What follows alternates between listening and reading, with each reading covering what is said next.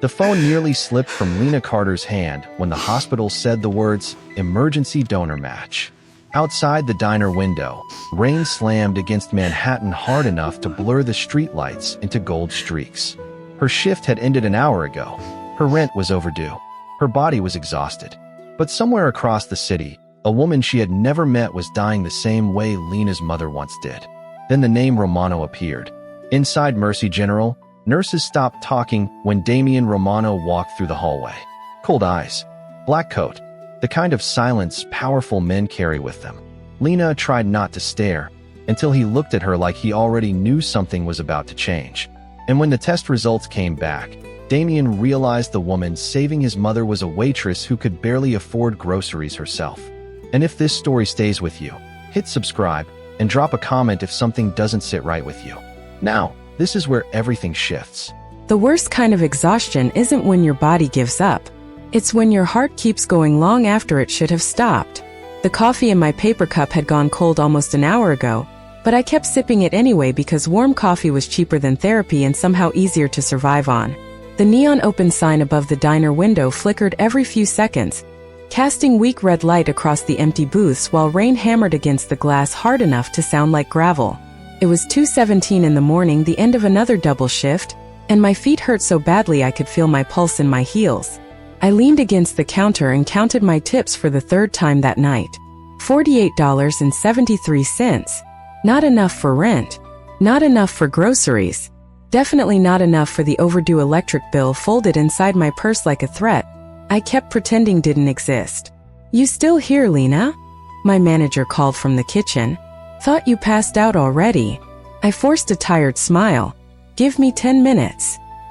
He laughed softly before disappearing again behind the swinging doors, leaving me alone with the hum of old refrigerators and the smell of burnt coffee soaked into the walls after 20 years of graveyard shifts and lonely people.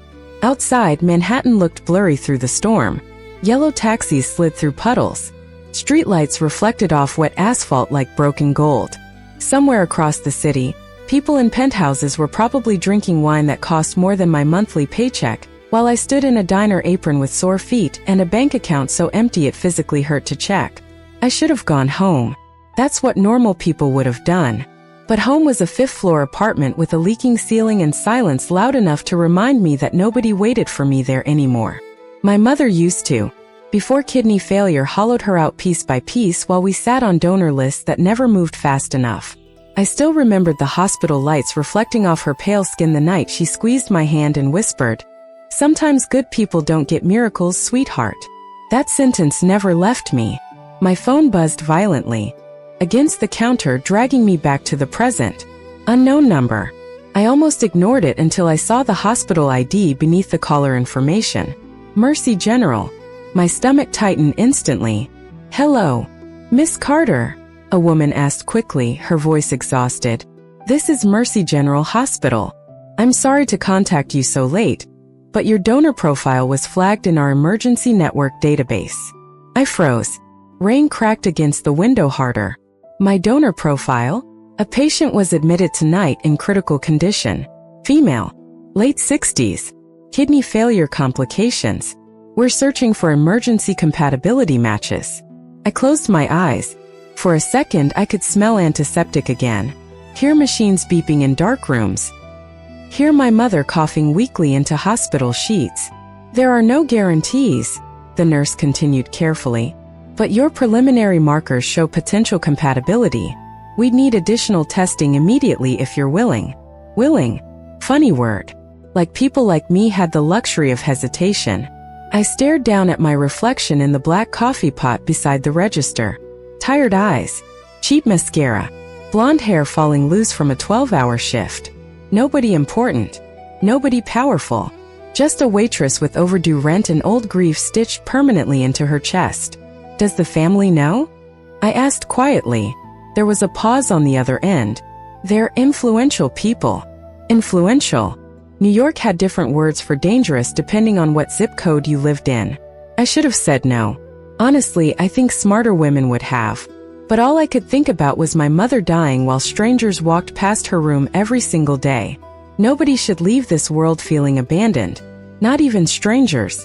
I grabbed my coat from the hook beside the register. "Text me the address," I whispered. "I'm coming." Mercy General looked different after midnight. Hospitals always did. During the day they felt busy, human, almost hopeful.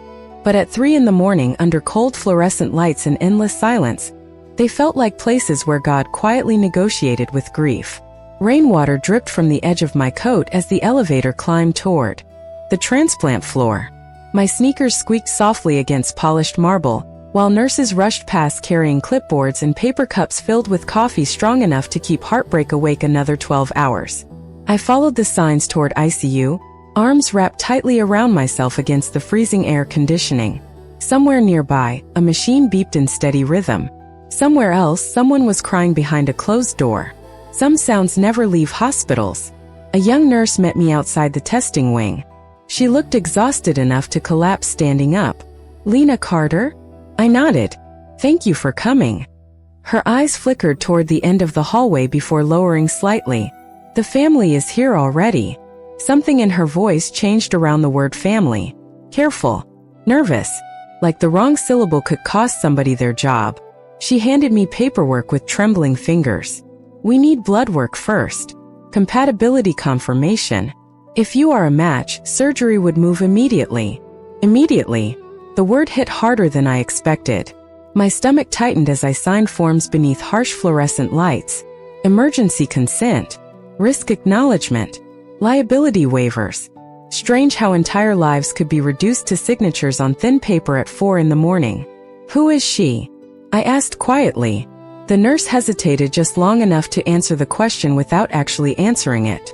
"Her name is Vivian Romano." Romano. Even exhausted, I recognized the name instantly. Everyone in New York did. Romano Hotels. Romano Charities. Romano Real Estate.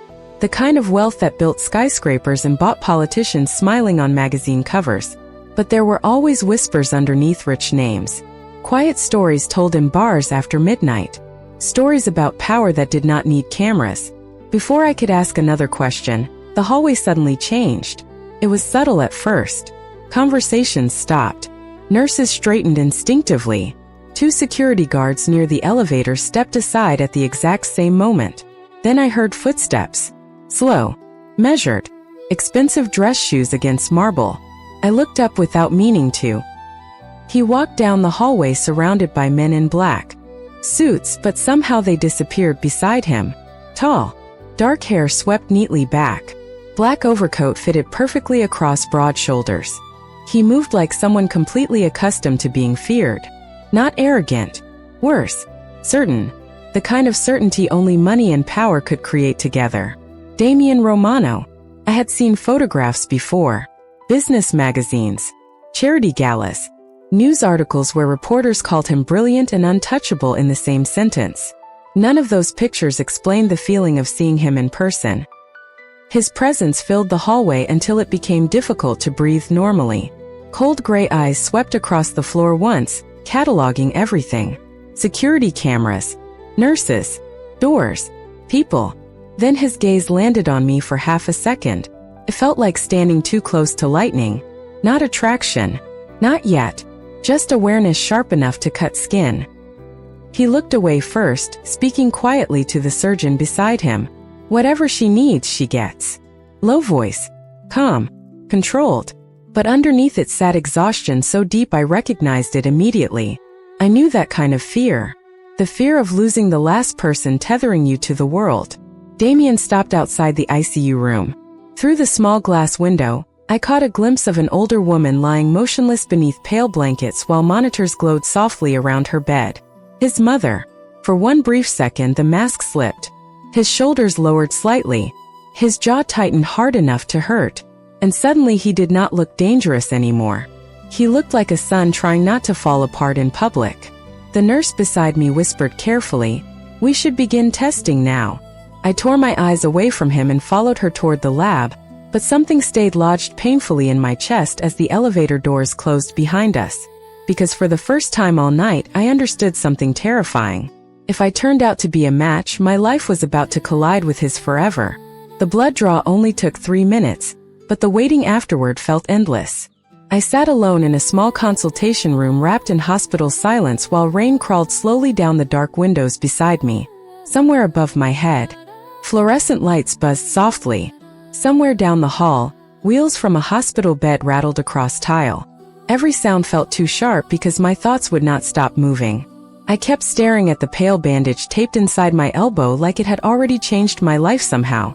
A doctor finally entered almost 40 minutes later holding a tablet against his chest. Mid-50s. Gray hair. Exhaustion carved into the lines around his eyes. He closed the door carefully behind him before sitting across from me. "Miss Carter," he said gently, "you are a match." The room went still. Completely still. I do not know what I expected to feel in that moment. Pride maybe. Fear. Panic. Instead, all I felt was the strange heaviness of inevitability. Like life had quietly made the decision for me long before I walked into this hospital tonight. The doctor continued speaking carefully, explaining risks, recovery timelines, surgical procedures, percentages, medications. I heard pieces of it without really absorbing anything. Weeks of pain, fatigue, restrictions, possible complications. Numbers floated through the air while my mind stayed trapped somewhere else entirely. My mother's hospital room, her tired smile, the way she used to apologize for being sick even while dying. "If I do this," I whispered finally, "she survives." The doctor hesitated honestly, which somehow made me trust him more. This gives her a real chance. A real chance. Nobody gave my mother one of those.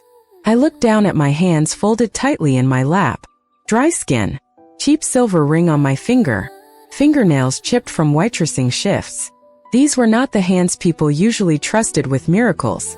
"The family is prepared to compensate you generously," he added carefully. "Medical expenses, housing support, financial protection." I looked up immediately. "No," he blinked.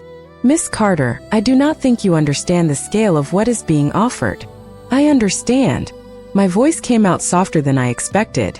"But if I do this, it is not because somebody rich wrote a check."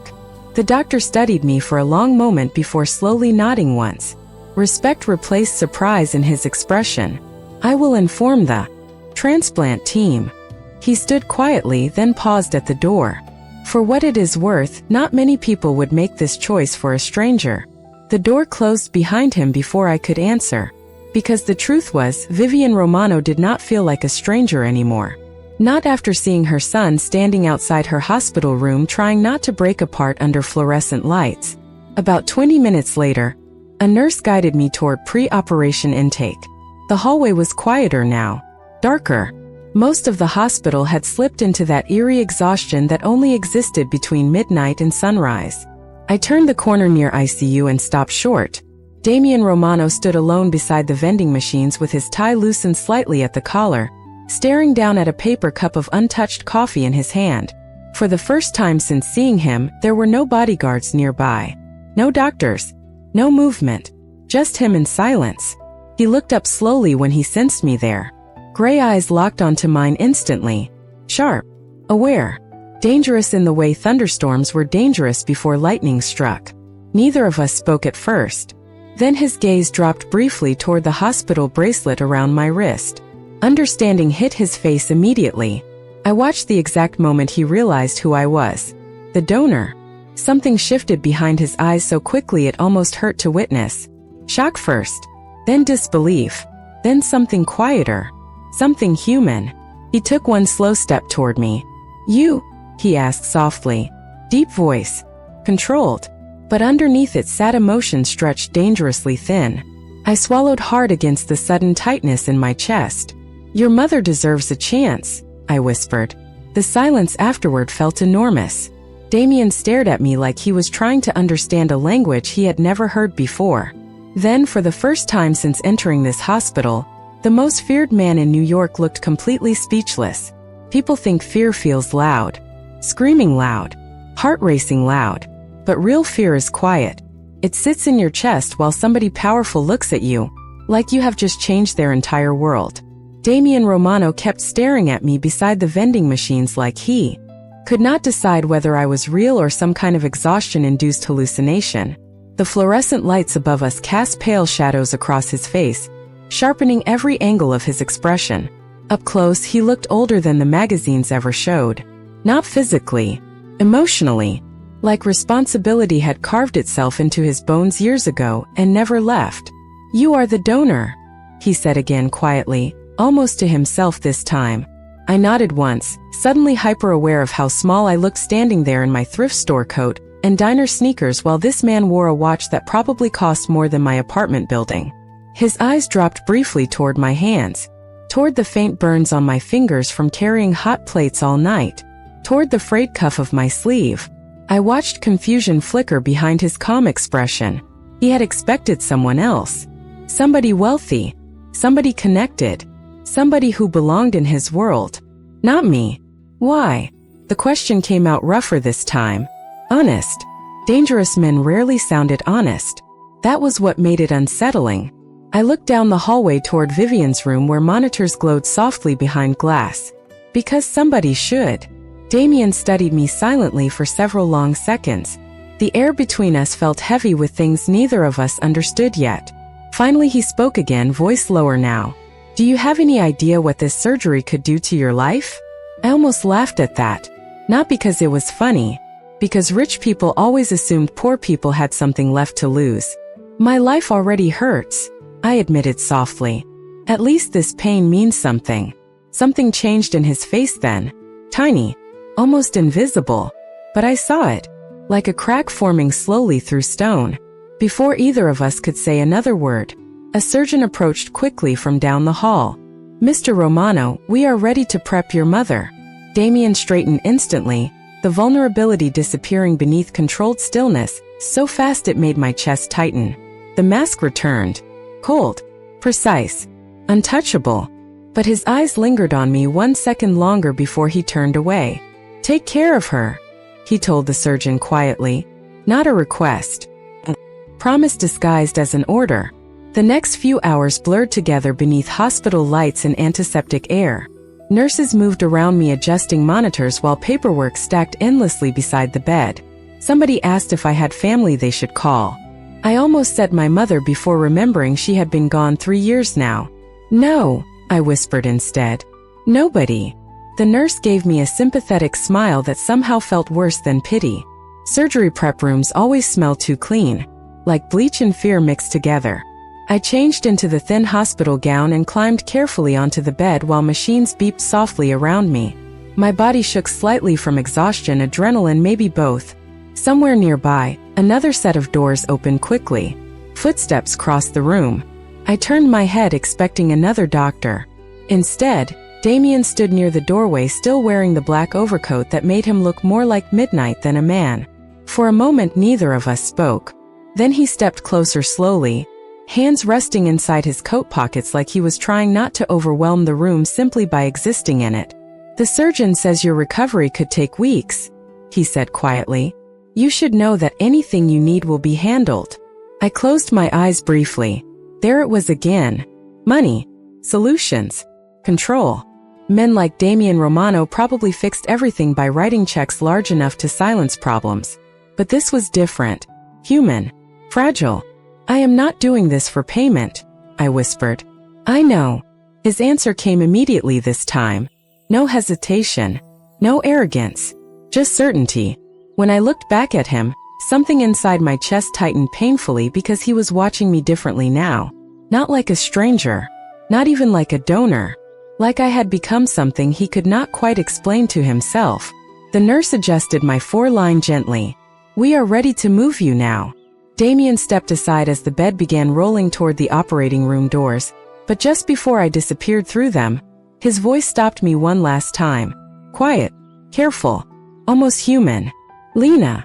I turned my head slightly toward him. Gray eyes held mine across the hallway. "My mother survives. Because of you," he said softly. "I will never forget that." And somehow, hearing those words from a man who looked incapable of owing anyone anything felt far more terrifying than the surgery itself. Waking up after surgery felt like drowning slowly toward the surface. Sound returned first. Soft monitor beeps. Shoes squeaking across polished floors. Distant voices blurred together behind heavy exhaustion. Then came the pain. Deep, sharp, pulling through my side every time I breathed too quickly. I opened my eyes against harsh afternoon light spilling through hospital blinds and immediately regretted it. My entire body felt hollowed out. A nurse noticed me stirring and smiled gently before adjusting the four beside my bed. "Easy," she whispered. "Surgery went well." My throat burned dry. "Vivian." The nurse's expression softened immediately. "Stable. The transplant was successful." Relief hit me so hard my eyes closed again on instinct. For one fragile second, I forgot the pain completely. Somebody lived. That mattered more. I drifted in and out of sleep after that. Hours melted together beneath medication and fluorescent lights. Every time I woke up, somebody was checking machines or asking about pain levels or handing me tiny cups of water that tasted faintly like plastic. By evening, the storm outside had finally stopped. Manhattan glowed gold beyond the hospital windows while sunset reflected off distant skyscrapers like fire. I shifted carefully against the pillows and winced immediately. "You should not move yet." The voice came from the corner of the room. Low, calm, familiar. My heart startled hard enough to hurt. Damien Romano sat near the window in a dark charcoal suit with his jacket folded neatly beside him. I had not even heard him come in. He looked different now somehow. Less untouchable. More tired. His tie was gone completely. Sleeves rolled slightly above his wrists like he had been here a while. Gray eyes lifted from the untouched coffee beside him and settled quietly on me. "You stayed?" I asked weakly before thinking better of it. A faint shadow crossed his expression. "My mother asked about you the moment she woke up." Something warm and painful twisted unexpectedly inside my chest. "She is awake already?" He nodded once. "The doctors expect a full recovery." Silence settled softly between us afterward while monitors hummed around the room. Damien looked completely out of place sitting beside my hospital bed. Men like him belonged in penthouses and boardrooms and expensive black cars with tinted windows. Not here beneath fluorescent lights beside a waitress with cheap socks and hospital bruises on her arms. Yet somehow he remained perfectly still, watching me with an intensity that made my pulse uneven. "You should not have done this," he said quietly after a long moment. "People do difficult things every day. Not for strangers." His answer came immediately. I looked down at the blanket twisted weakly in my hands. Maybe strangers need kindness the most. Damien stared at me silently again. That look was becoming dangerous in ways I did not fully understand yet. Not threatening, dangerous. Worse, personal. Like every answer I gave him kept unraveling something tightly controlled inside him. He stood slowly from the chair near the window and crossed the room with careful steps. Even exhausted and recovering from surgery, I noticed how naturally people made space for him, like the world itself adjusted around Damien Romano without realizing it. He stopped beside my bed and placed a small paper bag carefully on the tray table nearby. "The hospital food is terrible," he said. "There is soup from a place my mother likes downtown." I blinked at the bag in surprise. "You brought me soup?" One corner of his mouth moved slightly.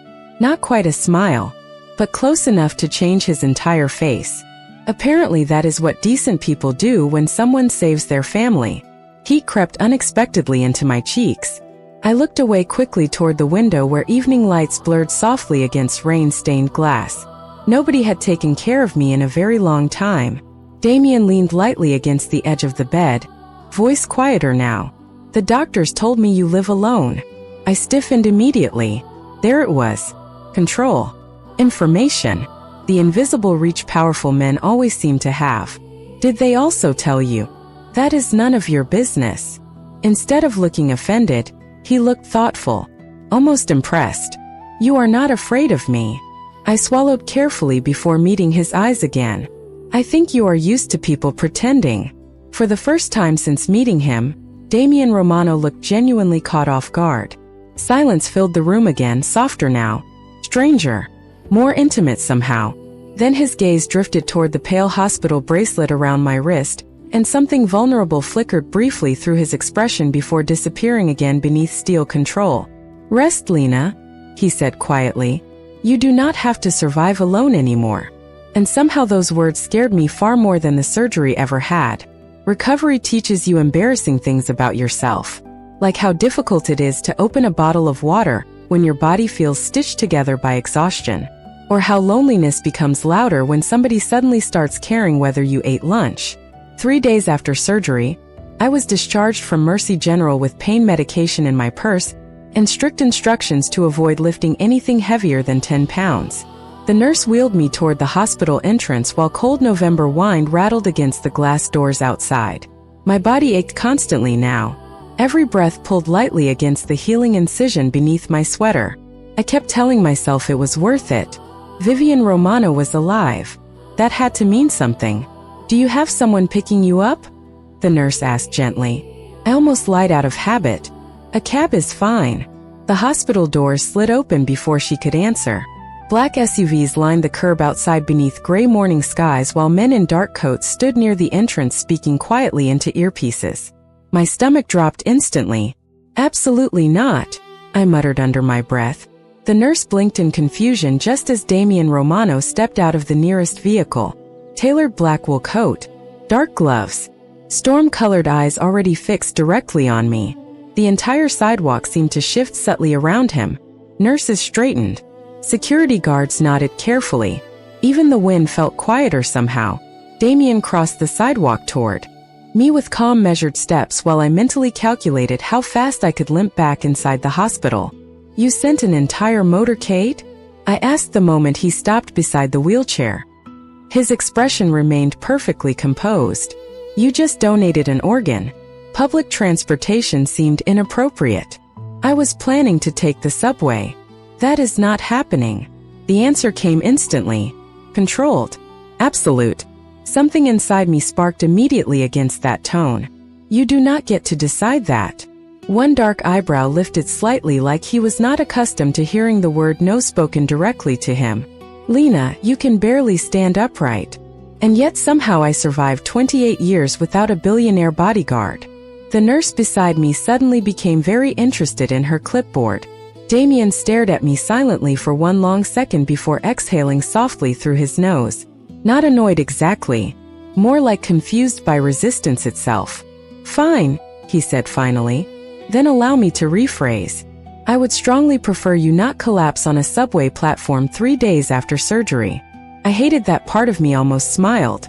Instead, I folded my arms carefully against the ache in my side. "Why are you really here?" For the first time that morning, something quieter entered his expression. "Real. Because I needed to see that you were all right." The honesty caught me off guard hard enough to steal my next response completely. Wind swept cold air between us while New York traffic blurred loudly in the distance.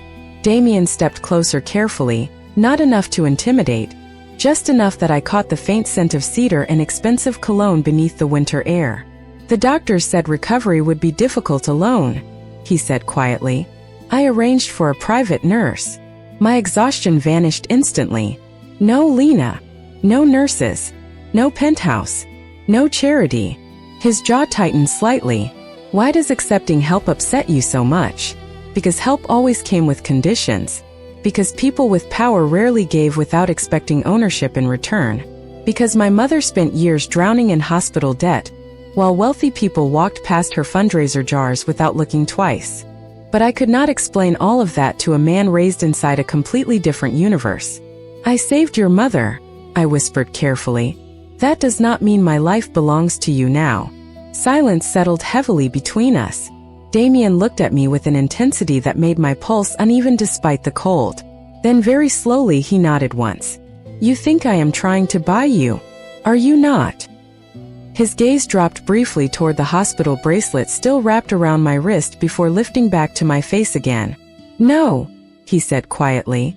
"I think I am trying to understand how someone with so little gave away something priceless without asking for anything in return." The softness in his voice hurt far more than anger would have. Before I could answer, a sudden wave of dizziness rolled through me hard enough to blur the sidewalk beneath my feet. My knees buckled slightly.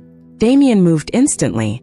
One hand steadied my elbow with controlled gentleness, while the other hovered carefully near my back without fully touching me. "Protective. Automatic. Easy," he murmured quietly. The warmth of his hand against my coat sent something dangerous through my chest. Not fear. Worse. Trust. And judging by the look in Damien Romano's eyes as he helped me toward the SUV, I was not the only one beginning to lose control of something. Healing is strange because your body recovers faster than your fear does. 2 weeks after surgery, the stitches hurt less, but Damien Romano had become a different kind of problem entirely. He appeared everywhere now. Not dramatically, quietly, like rain slipping beneath a locked door. The overdue rent notice taped outside my apartment disappeared 3 days after I got home from the hospital. The broken radiator that my landlord ignored for 2 winters suddenly got replaced overnight. Somebody even stocked my refrigerator with groceries while I slept after one particularly painful shift at the diner. I stood in my tiny kitchen staring at expensive organic soup and fresh fruit, like they were evidence from a crime scene. "I am going to kill him," I muttered under my breath. My phone rang almost immediately afterward. Unknown number. I answered already. Irritated. "You cannot keep buying pieces of my life." Silence lingered briefly on the line before Damien's calm voice slid through the speaker. "Good morning to you too." Heat rushed instantly into my exhausted face. "You broke into my apartment." The door was barely functional. That seemed unsafe. "That is not the point." I heard the faint sound of traffic in the background where he stood somewhere across Manhattan, living an entirely different life than mine. "You were trying to carry grocery bags upstairs alone yesterday," he said quietly. "Your stitches nearly reopened." I froze beside the kitchen counter. "How do you know that?" Silence again. Too much silence. "Damien, I had someone watching the building. Watching me." His voice remained maddeningly calm. "Protecting you." Anger sparked instantly through my chest so hard it almost masked the strange warmth underneath it. Almost. "I am not one of your business investments," I snapped. "You do not get to monitor my life because you feel guilty." The line stayed quiet for a second longer than normal. When Damien finally answered, his voice sounded lower now. More careful. "This has nothing to do with guilt." My heartbeat stumbled unexpectedly against my ribs. "Dangerous." That tone was dangerous. Before I could respond, someone knocked loudly against my apartment door. I flinched automatically from the sudden noise. "Lena," my landlord called from the hallway. "You home?" Damien spoke immediately. "Do not open the door." My stomach tightened. "What?" "Do not open it." The calmness in his voice disappeared completely this time. I crossed slowly toward the peephole anyway while pain tugged lightly at my side. Mr. Harris stood outside wringing his hands nervously beside 2 men I did not recognize. Expensive coats. Polished shoes. One of them glanced slowly down the hallway like he was memorizing exits. Cold unease crawled immediately up my spine. "Lena," Damien said sharply now. "Step away from the door." My pulse quickened. "Who are they?" I whispered. "Open the back window," he ordered instead. "Now." Fear hit differently when it entered Damien Romano's voice, because men like him did not scare easily. The knocking came again, harder this time. "Miss Carter?" One of the unfamiliar men called politely through the wood. "We just need a moment of your time." Every instinct inside me screamed suddenly.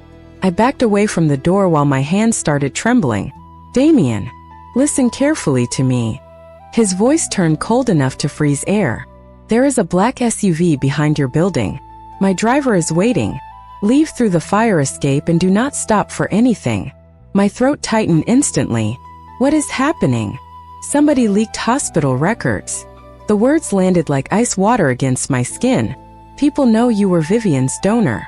Another knock rattled the apartment door hard enough to shake the cheap frame. My entire body went cold. Why would anybody care? Silence. Then finally quietly. Because hurting people I care about is the fastest way to reach me. My heart stopped for one terrible second. People I care about. The hallway outside grew louder now. Voices. Footsteps. Somebody trying the doorknob gently. I backed toward the kitchen window on shaking legs while rain began tapping softly against the glass outside. "Damien," I whispered weakly.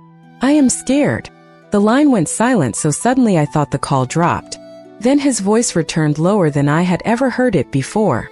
Controlled fury wrapped tightly around something terrifyingly protective. Nobody is touching you, Lena.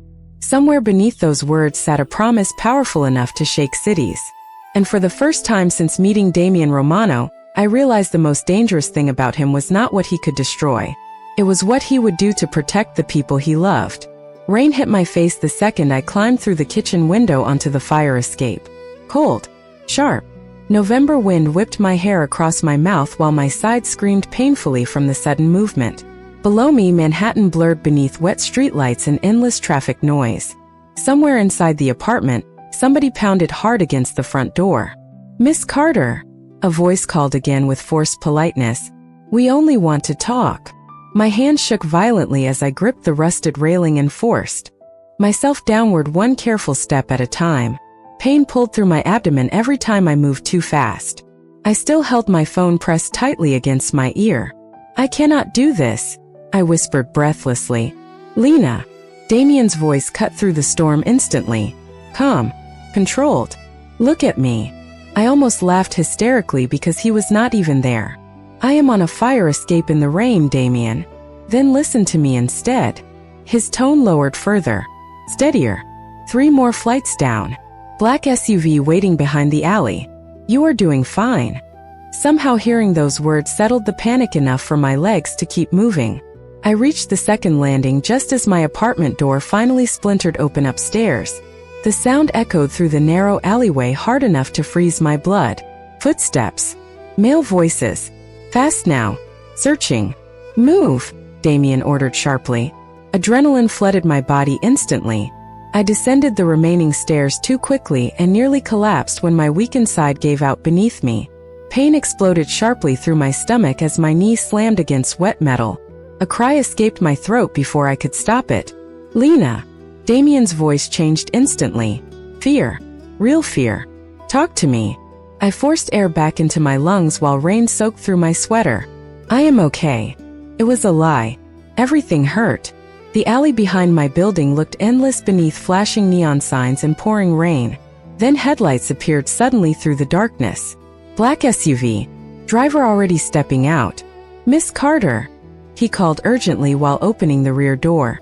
Somewhere above us, another voice shouted from the fire escape. They had found the window. My heart slammed violently against my ribs as the driver rushed toward me beneath the rain. Strong hands steadied my arm carefully without hurting my side. "We need to leave now."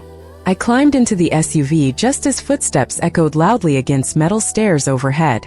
The door shut instantly behind me. Seconds later, the vehicle pulled hard into traffic while rain streaked across tinted windows in silver lines. I collapsed back against the leather seat, breathing too fast, body trembling uncontrollably now that adrenaline was fading. "Miss Carter." The driver offered me a towel from the front seat. "You are safe." Safe. The word barely registered because all I could hear was Damien breathing quietly through the phone still clutched in my hand. "Where are you?" I whispered weakly. Silence lingered for half a second before he answered. "On my way to you." The SUV sped through Manhattan streets while thunder rolled low across the skyline. 20 minutes later, we pulled beneath the private entrance of a massive building overlooking the river. Glass. Steel. Security everywhere. The kind of place ordinary people only saw in movies. Before the vehicle fully stopped, the rear door opened from outside. Damien stood there beneath pouring rain wearing a black coat darkened with water at the shoulders like he had walked directly into the storm without caring. The second his eyes found me inside the SUV, something terrifyingly intense crossed his face. Relief so sharp it almost looked painful. He reached for me immediately. "Easy," he murmured when I tried to stand too quickly. One hand supported my elbow while the other settled gently against my back, careful of the healing incision beneath my sweater.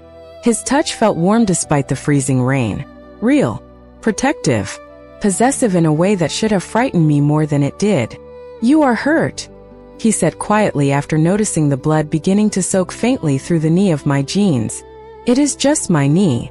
Damien looked down at the small stain like he wanted to personally declare war on gravity itself for letting me fall. "They terrified you." It was not a question.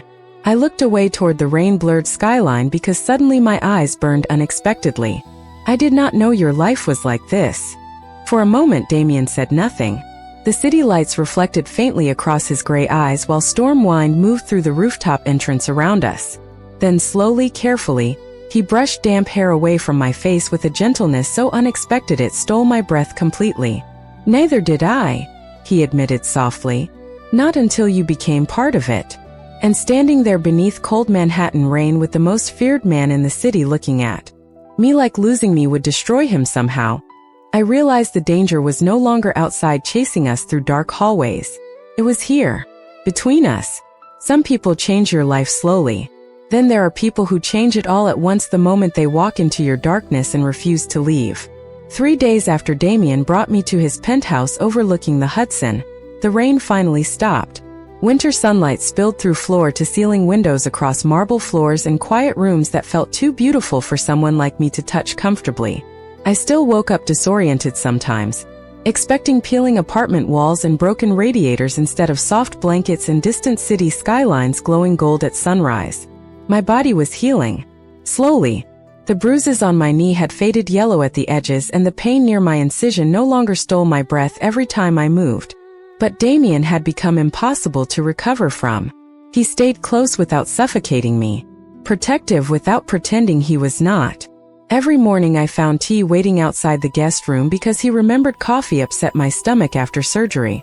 Every evening he asked how much pain I was in like the answer genuinely mattered to him. Nobody had cared for me so carefully since my mother died. That was the dangerous part. Not the money, not the power, the tenderness. One quiet evening, I found Damien Romano sitting alone near the penthouse balcony wrapped in a pale cashmere blanket, while snow drifted softly outside beyond the glass. She looked stronger now. Color had returned to her cheeks. Life had returned to her eyes. "Come sit with me," she said gently when she noticed me nearby. I settled carefully into the chair beside her while the city lights flickered below us like stars trapped beneath earth. For a while neither of us spoke. Then Vivian reached across the small table and took my hand softly between hers. "He smiles now," she whispered. My chest tightened unexpectedly. "Damien." She nodded slowly. "Before you, my son only knew how to survive, not live." I looked down at our hands quietly because something fragile inside me suddenly hurt. I did not mean for any of this to happen. Vivian's smile turned sad and knowing all at once. Neither did he. Later that night, I found Damien standing alone near the windows of his office with Manhattan glowing behind him in silver and gold reflections. His suit jacket rested across a nearby chair, sleeves rolled neatly to his forearms while one hand loosened the knot of his tie like the weight of the day still sat heavily on his shoulders. He turned the second I entered the room. Gray eyes softened instantly when they landed on me. Every single time. I still was not used to it. "You should be sleeping," he murmured quietly. "You should stop pretending you do not work 20 hours a day." One corner of his mouth moved faintly upward. "You are becoming difficult." I was always difficult. Silence settled softly between us while snow drifted beyond the glass. Beautiful things always looked quieter from high above the city. Damien crossed the room slowly until only a few feet separated us. No bodyguards. No cold control. Just him. "The men who came after you are gone," he said quietly. "You are safe now." I searched his face carefully beneath the dim office light. "And what about you?" Something unreadable flickered briefly through his expression. Tiredness maybe. Loneliness. "I have not been safe since the moment you walked into that hospital." My breath caught painfully against my ribs. Damien looked down for 1 second before speaking again, voice lower now. Honest in a way powerful men rarely allowed themselves to be. "Do you know what terrified me most that night?" I shook my head slowly. His gray eyes lifted back to mine. "Not losing my mother." The confession landed softly between us. Losing the woman who saved her. Emotion tightened suddenly in my throat so hard I could not answer. Damien stepped closer carefully until warmth radiated between us beneath the quiet glow of city lights. Then, for the first time since I met him, the strongest man in New York looked completely undone. "Everyone fears me," he whispered. "But you..." His voice broke slightly before he finished. "You made me want to become someone worth loving." Tears burned unexpectedly behind my eyes because nobody had ever looked at me like I was the thing that saved them too. Damien reached up slowly, brushing his thumb gently beneath my eye before a tear could fall. His own eyes looked glassy now beneath the soft light. Vulnerable, human, real. And standing there while snow covered Manhattan beyond the windows, I finally understood something my mother never got the chance to learn before she died. Sometimes miracles do not arrive like lightning. Sometimes they arrive exhausted and heartbroken, wearing diner uniforms and carrying enough kindness to soften even the coldest soul alive.